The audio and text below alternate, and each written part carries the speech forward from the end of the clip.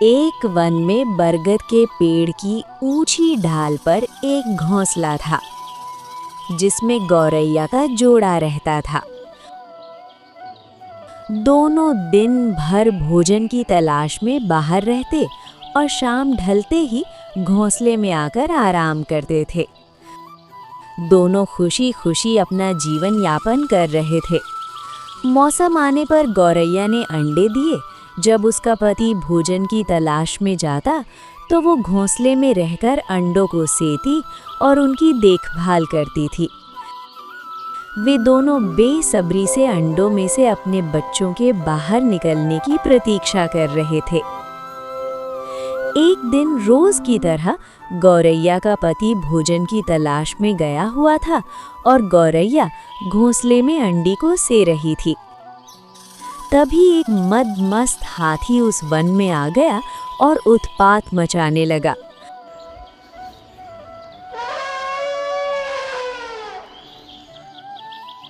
वो अपने विशालकाय शरीर से टकराकर और सूंड से हिला हिलाकर पेड़ पौधों को उखाड़ने लगा।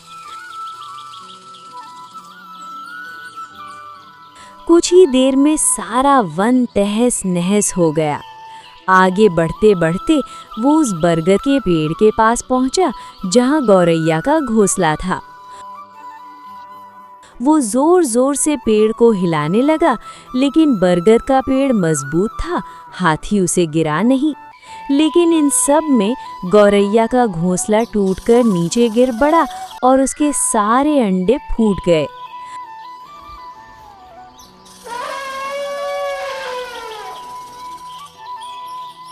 अपने बच्चों की मृत्यु पर गौरैया विलाप करने लगी।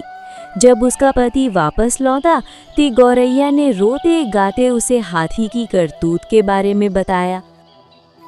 वो भी बहुत दुखी हुआ।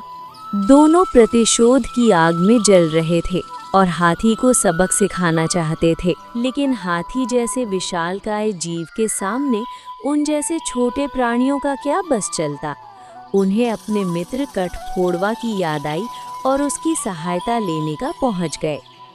कठफोड़वा के दो मित्र थे, मधुमक्खी और मेंढक। वे दोनों भी गौरैया के जोड़े की सहायता को तैयार हो गए। सब ने मिलकर योजना बनाई और हाथी को सबक सिखाने निकल पड़े। पूरे वन को तहस नहस करने के बाद हाथी एक स्थान पर आराम कर रहा था, जिसे देख योजना अनुसार मधुमक्खी ने उसके कानों में अपनी स्वर लहरी छेड़ दी। हाथी स्वर लहरी में डूबने लगा ही था कि कठफोड़वा ने उसकी दोनों आंखें फोड़ दी। हाथी दर्द से चीख उठा। हाथी इधर उधर दौड़ने लगा। हाथी को मेंढक की आवाज सुनाई दी। हाथी ने सोचा कि अवश्य ही कुछ दूरी पर तालाब है। वो मेंढक की आवाज की दिशा में बढ़ने लगा। योजना अनुसार मेंढक एक दलदल से किनारे बैठा टर्रा रहा था। हाथी तालाब समझकर दलदल में जा घुसा और फंस गया।